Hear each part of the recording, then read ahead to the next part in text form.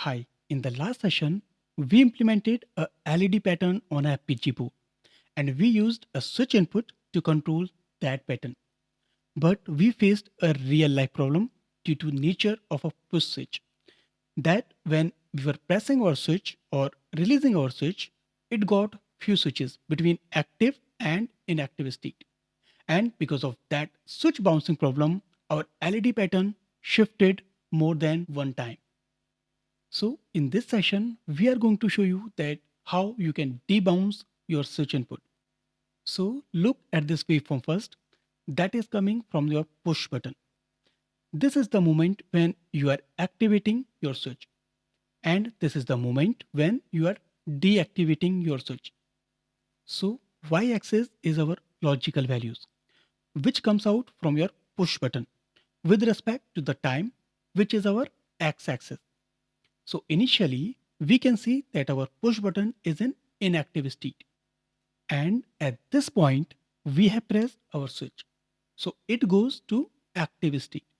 But if you notice, then you will see that between this smooth active transition, we have multiple active inactive pulses. This is because of bouncing problem of a switch. And this creates problem in our design. Now, if you wonder that why we have this problem, then it is because button itself is a mechanical device. Therefore, when you activate it, it does not go from inactive state to the active state seamlessly. And it goes through the over of number of pulses because of mechanical contacts, which oscillates few of the times before its terminals are properly connected. And as a result, you get multiple pulses from switch like this, means kind of a multiple active deactive state during one single press. But eventually it settle down to the active state in some time. And similar thing also happens when you deactivate the switch. So you get same kind of pulses instead of a clear deactivation signal. So it actually goes through a number of pulses again. And then after some time, it settled down to the inactive state. So this was the problem. And because of this problem, our shifting LED program counts each pulses as an individual input. So it was shifting the LED pattern more than once and we observed jumps in our pattern.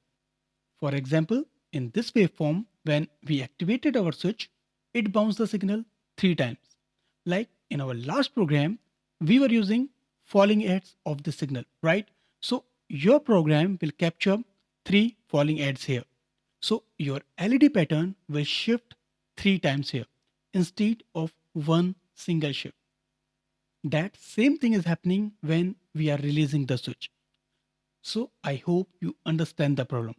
And now we will solve this problem by debouncing of switch. So the basic idea of debouncing a switch input is to clean these extra pulses so that we can get a clean transition of our input signal without these pulses, right? So we do this by a simple counter. So let's see how to do this. First, we will use two thresholds to control this counter. So the lower threshold of our counter is 0. And when it is 0, we will deactivate our debouncing signal. Means it will return value 1, just like our switch input, which was a pulled up switch. So we are following the same states as our input switch.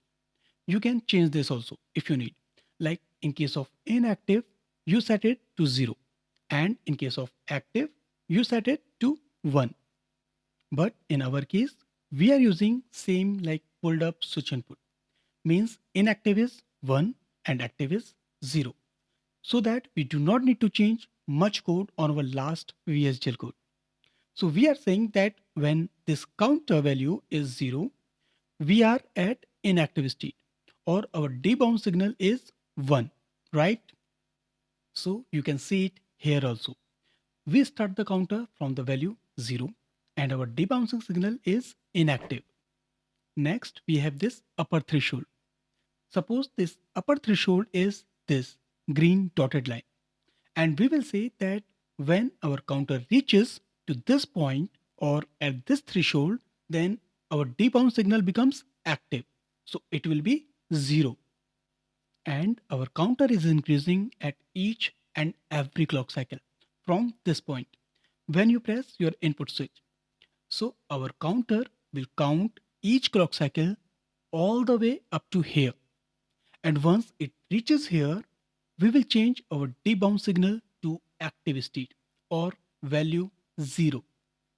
So let's see how this works. When our input switch is not pressed, then our counter remains 0. Now, when you press your switch, your counter will increase at each clock cycle. Notice our debound signal, we still not activated it because we are waiting this counter to reach to this upper threshold. So our counter will take some time to count each clock cycle and reach to this upper threshold. Let's understand this with these waveforms. So we started from this starting point. Our push button is inactive and our counter is 0. Now at this point, push button is active and our counter starts counting. Now at this point, push button is bounced and it become inactive. So from this point, our counter starts decounting. Now we limit our counter to 0, means it will not go into the negative number. So it remains at 0 now. Now, if your inactive pulse is not that long, then you may have this counter at some mid number, and that is fine. But lowest floor is 0, and we will define it in our VHDL code. Now look at this second pulse when push switch gets activated again, and our counter will start again. But after some time, our push switch bounced again. So our counter starts decounting. And you will notice that till this point, although we have multiple pulses from our input switch, but we have not triggered our debound signal to active state because our counter is still not reached at the upper threshold, which we have set. Now suppose you are at this point of time and from now your input switch become stable. So you can see that it is pressed and active now. So our counter starts counting again and now it is not decounting. So after some time it will touch our upper threshold. Generally this upper threshold is in millisecond, like 50 milliseconds. So it is not like that you have to press your switch for a very long time. And that time period is enough to eliminate these switch bouncing problem. Okay. So at this point, our counter reaches to our upper threshold. And now we have activated our debouncing signal. Means now it has changed its state from 1 to 0. And it will remain active till the time our switch is pressed. Now there is an important thing. If you notice that our input is active, but once we reach at this upper threshold, we are not increasing our counter. Means we are not increasing counter from this upper threshold, even if your input switch is active. So it will continue at this state only. And our debound signal is also active at this point of time.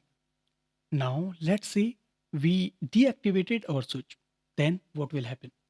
So like previously, when you release your switch, this counter will start decounting.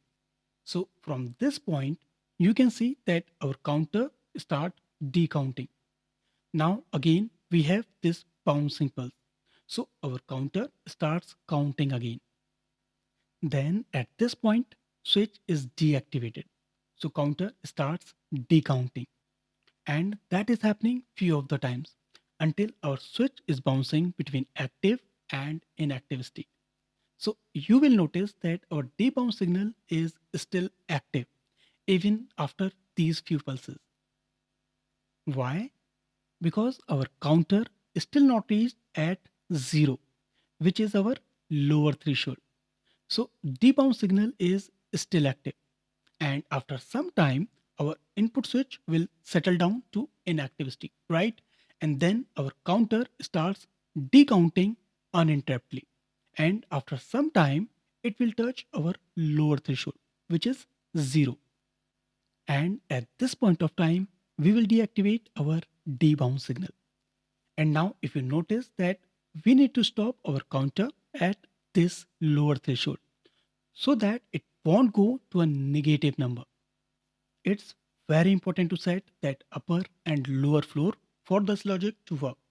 And your counter should not go beyond that range. So you can see that at the input switch, it bounced couple of times when you press the switch or releasing the switch. And once we treated this with our debouncing logic, we get a clean and reliable debounce signal as a result. And now we will use this debounce signal to shift our LED pattern from the last session. And that we will do in the next session. So stay tuned for the updates. If you did not subscribe till now, then please do subscribe to learn and grow community for regular updates. If this video is informative, then please like this video, comment on video, and don't forget to share. Thank you for watching.